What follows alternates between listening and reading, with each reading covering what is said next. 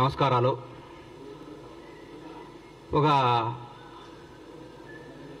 గత కొన్ని రోజులుగా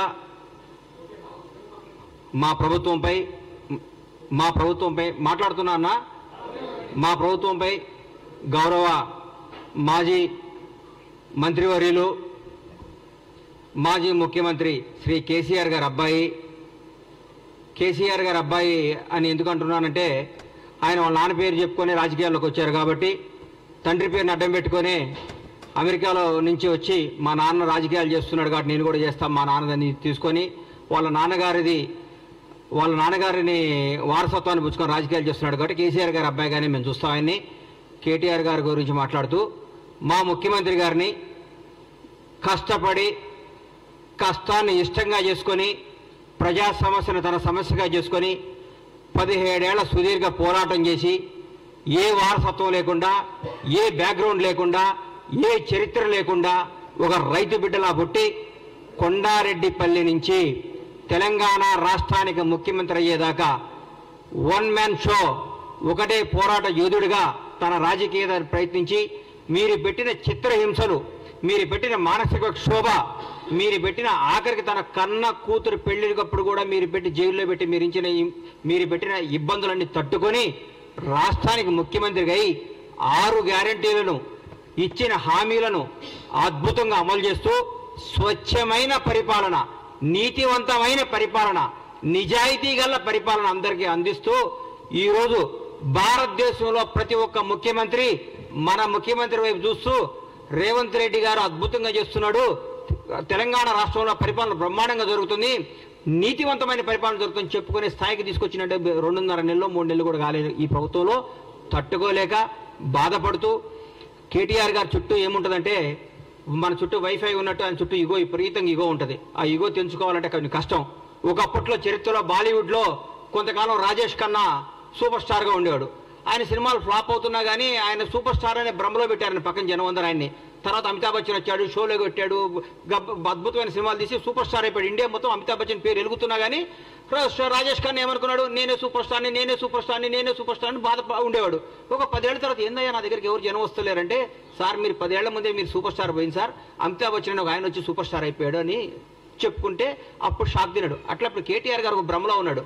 నేను కేసీఆర్ గారి అబ్బాయిని, తెలంగాణ రాష్ట్రం మాది, తెలంగాణ మేము సెంటిమెంట్ని మేమే కదా రగిలించుకొని మేమే దానికి పేటెంట్ తీసుకున్నాం కదా, మాదే కదా, నా దగ్గర రావట్లేదండి, నా నమ్ముకున్న వాళ్ళందరూ వెళ్ళిపోతున్నారేంది, నా అనుకున్న వాళ్ళందరూ లైఫ్లో సెటిల్ అయిపోతున్నారేంది, నాకు దూరం అయిపోతున్నారేంది, మానసిక శోభ. పగోడుకు కూడా ఆయనకు వచ్చిన కష్టం రాకూడదు, పగోడుకు కూడా కేటీఆర్కి వచ్చిన కష్టాలు రాకూడదు అని కోరుకుంటున్నా.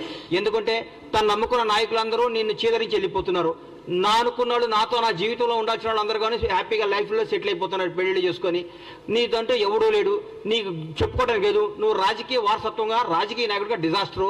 టీఆర్ఎస్ పార్టీ కూడా రేపు బీఆర్ఎస్ పార్టీ మాకేమన్నా ప్రత్యర్థిగా ఏమైనా మాట్లాడితే మేము ఆశ్రయాలంటే హరీష్ రావు గారు ముందుకు వస్తున్నాడు. హరీష్ రావు గారు మాకు ప్రత్యర్థిగా మా ముఖ్యమంత్రి గారితో మాట్లాడటానికి ఆయన సరిపోతున్నాడు. మీరు దేనికి, మీ పార్టీ నాయకులే మిమ్మల్ని మీరు దేనికి పనికిరారు, దేనికి పనికిరాని దద్దమ్మని మీరు మీ వాళ్ళే చెప్పుకుంటున్నారు.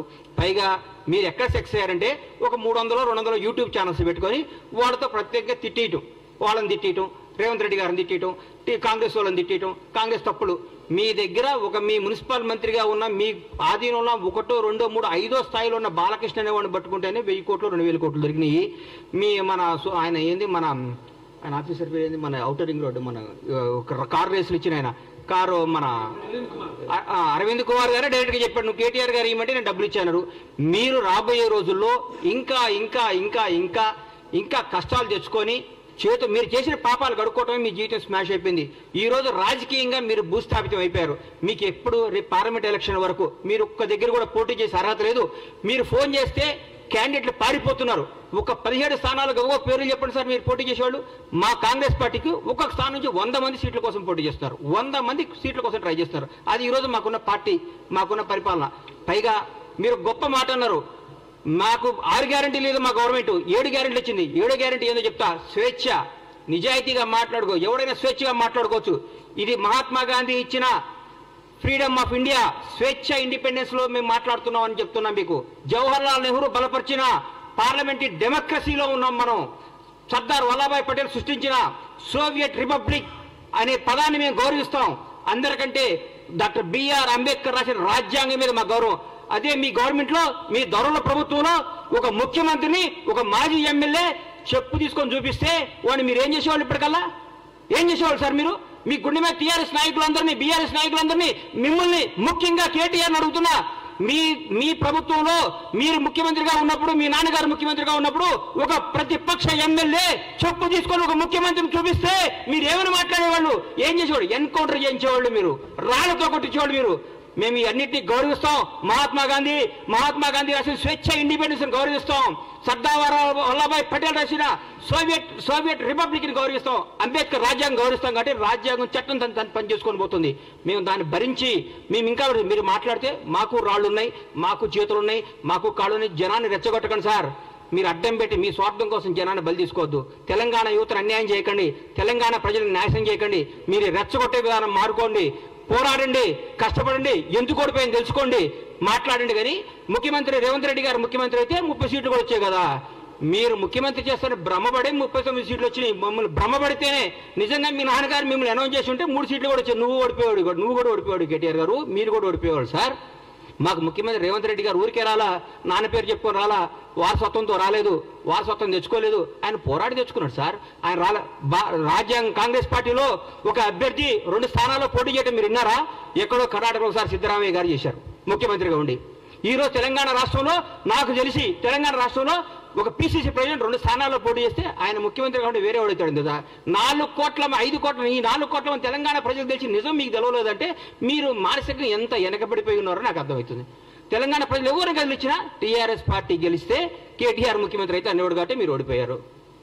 మీరు టీఆర్ఎస్ పార్టీ గెలిస్తే కేటీఆర్ ముఖ్యమంత్రి అయితే మానసికంగా సాక్షాత్ భారత ప్రధాని నరేంద్ర మోడీ గారే చెప్పిన అందరికి వచ్చి మీ నాన్నగారు మిమ్మల్ని ముఖ్యమంత్రి చేస్తాను అడిగిందని.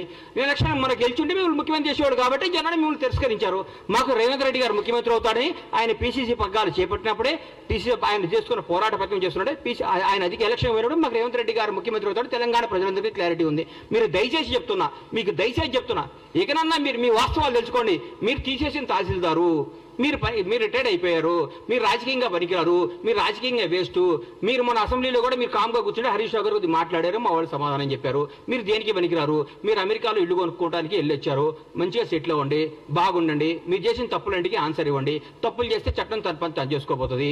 మీ దగ్గర పనిచేసిన వాళ్ళే వచ్చి అప్రూవల్గా మారి బాబు మాకేం సంబంధం లేదు, కేటీఆర్ గారు చేయమంటే మేము తప్పులు చేసాం, మాకేం సంబంధం లేదని చెప్తున్నారు. అందరినీ లెక్కలతో తీసి మీ అందరికీ అప్పచెప్తాడు. ఇది తెలంగాణ ప్రజల సొమ్ము, ఇది తెలంగాణ ప్రజల ఆస్తి. దీన్ని ఎవరు దోసుకున్నా ఊరుకోరు, ఎవరు దోసుకున్నా ఒప్పుకోరు. చట్టం తను చేసుకోబోతుంది.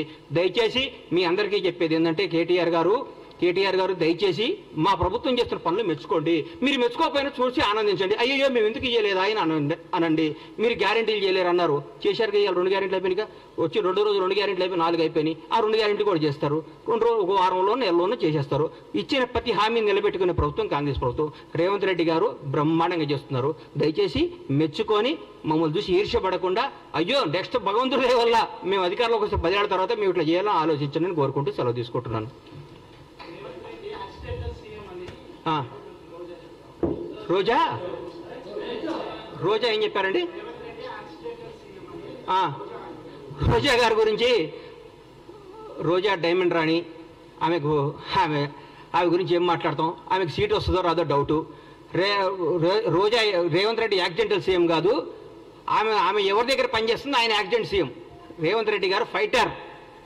రేవంత్ రెడ్డి గారు ఫైటర్, పోరాడైన యోధుడు. భారతదేశంలో ఇట్లాంటి యోధులు చాలా తక్కువ మంది ఉంటారు. ఈయన యోధుడు. ఈయన పోరాడి కష్టపడి తనేందో నిరూపించుకొని ముఖ్యమంత్రి పదవి తెచ్చుకున్నాడు. యాక్సిడెంటల్ సీఎం అయితే నాన్నగారు చనిపోతేనో, నాన్నగారు వారసత్వం వస్తేనో, ఇంకోటి వస్తేనో, నీలాగా పులుసు వండి పెడితేనే వస్తుంది. నువ్వు పులుసు వండి పెట్టావు కాబట్టి నువ్వు పులుసు పాపవు. నువ్వు వదిలేయి. నువ్వు రేపో మాపో మాజీ అవుతావు.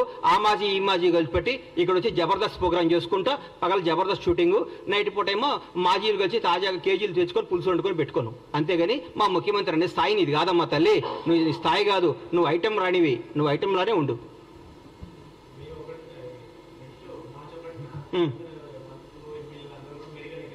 ఎందుకు మేము పగలగొట్టిన మేడిగేట్ ఎట్లా చూసుకోవడానిక, మేము దోసుకున్న మేడిగేట్ ఎట్లా ఉందో చూసుకోవడానిక, మేము బీటీలు బారిపోయిన మేడిగడ్డను చూసుకోవడానిక, అన్యాయం చేసిన కాళేశ్వరం చూసుకోవడానిక, అక్రమాలు చేసిన కాళేశ్వరంలో ఏమేమి తప్పులు ఎట్లా వస్తాయో దీనికి ఎట్లా ఆన్సర్ ఇవ్వాలని వాళ్ళ ఎమ్మెల్యేలని వాళ్ళందరినీ తీసుకొని చూపించడానిక. పగిలిపోయింది కదా, పగిలిపోయిందా? మేము పగలగొట్టామా? మా ముఖ్యమంత్రి గారు మా ఎమ్మెల్యేలు మా మంత్రులపై పగలగొట్టి మీరు చూపించామా? మీరు కొట్టిన దాంట్లో పగిలిపోయింది, తప్పు ఒప్పుకోండి, దీన్ని బాగు చేయండి మా ప్రభుత్వం ముఖ్యమంత్రి గారిని కోరుకోండి. దాన్ని ఎట్లా రిపేర్ చేయాలో, దాన్ని ఎట్లా ఓవర్కమ్ కావాలో, దాని ప్రజలకు ఎట్లా న్యాయం చేయాలో ఆలోచిస్తున్నాం. కానీ మీరు మేడిగడ్డ చూస్తేంది, పగిలిన మేడిగడ్డ అతుక్కుంటుందా? ఎట్లా ఎదుగు చూడండి, తప్పేముంది? మొన్నే రమ్మన్నారుగా ముఖ్యమంత్రి గారు మిమ్మల్ని అందరినీ ప్రతి ఒక్కరిని ఆహ్వానించారు కదా. ఆ రోజు తప్పించుకొని ఈ రోజు వస్తా అంటే మీరు ఎప్పుడైనా రండి. ఎవరిని? సీఎం గారు రాష్ట్రానికి ముఖ్యమంత్రి, బీఆర్ఎస్ పార్టీలో ఆయన ఎంప్లాయ్ కాదు. బీఆర్ఎస్ వాళ్ళు ఈయన చెప్పినప్పుడు వాళ్ళు రావాలి. చెప్పండి, రోజు ముఖ్యమంత్రి గారు టైం తీసుకోండి, ముఖ్యమంత్రి గారు వాళ్ళు తీసుకుని పోతారు, మళ్ళా చూపిస్తారు. మా ప్రజాప్రతినిధులందరూ మా ముఖ్యమంత్రి గారి నేతృత్వంలో అందరినీ తీసుకుని పోతారు. మీరు టైం చెప్పేందుకు రారు. మార్చి 1వ తారీఖు ఏదైనా పని ఉందని చెప్తాం కాదు కదా. ఒకరోజు టైం పెట్టుకోండి, ముఖ్యమంత్రి గారిని రండి, సార్ మేమేం తప్పు చేసాం చూపించమనండి. ఆయన పక్కాగా తీసుకుపోయి మీ అన్ని సమస్యలు చూపిస్తాడు మీకు ఆయన. థ్యాంక్ యూ అన్న.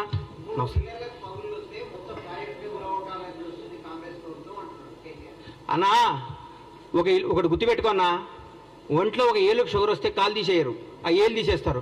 ప్రాజెక్ట్ ఏం కూలగొట్టాలని చూడలేదు, దాన్ని రిపేర్ చేస్తే ఆ ఏళ్ళు తీసేస్తే పెరగకుండా చూస్తున్నారు. ఆ 3 పిల్లలతో బాగవుతుందని, 3 పిల్లలు బాగు చేస్తే బాగవుతున్నాను రాసిమనండి. రేపొద్దున పెద్ద విపత్తు వస్తే కూడా మాదే బాధ్యతను రాసిమనండి. ఒకవేళ పొరపాటు మేడిగడ్డ పగిలిపోతే, మేడిగడ్డ పడిపోయి కొట్టుకోపోతే బీఆర్ఎస్ ప్రభుత్వం బాధ్యతను రాసిమని చెప్పండి. వాళ్ళు చెప్పినట్టు చేస్తారు. రేపొద్దున లక్షల కోట్ల జనం, వేల మంది ప్రాణాలు, కొన్ని కోట్ల ఆస్తులు రెస్పాన్సిబిలిటీ ఎవరు? రాజ్యాంగం. ఎవరు రెస్పాన్సిబిలిటీ? ప్రభుత్వ రెస్పాన్సిబిలిటీ. ఏది మంచో ఏది న్యాయమో అది చూస్తారు. మొత్తం పనికిరానప్పుడు తీసేకేం చేస్తాం సార్? పనికి రానప్పుడు తీసేకేం చేస్తారు? పనికి వస్తే పడగొట్టడానికి పిచ్చోళ్ళు ఇల్లు. పడికొస్తే ఇంతమందికి ఉపయోగపడేది ఉంటే ఎందుకు పడగొడతారు దాన్ని? మీరు తప్పు చేస్తున్నారు. మీరు 3 పిల్లర్లు వస్తే, మనిషిలో 3 పిల్లర్లు వస్తే రేపు 3 పిల్లలు 30 పిల్లలు కాకుండా దీన్ని అరికట్టాలి. లేకుంటే 3 పిల్లలు రిపేర్ అయితే కథ ఉందని బాగొద్దున్నాళ్ళు రాసిమనండి. ఈ మేడిగడ్డ, ఈ కాళేశ్వరం వల్ల ఏ నష్టం వచ్చినా, ఏ విపత్తు వచ్చినా ఏదైనా బాధ్యత మాది అని రాసిమనండి. దాని ప్రకారం పోదాం. రేపైనా పొరపాటు జరగడం జరిగితే కొన్ని వేల ప్రాణాలు, లక్షల ప్రాణాలు పోతాయి, కొన్ని కోట్ల ఆస్తులు అన్యాయం అయిపోతాయి. ఎవరు దానికి రెస్పాన్సిబిలిటీ? నువ్వా కేటీఆర్ రెస్పాన్సిబిలిటీ?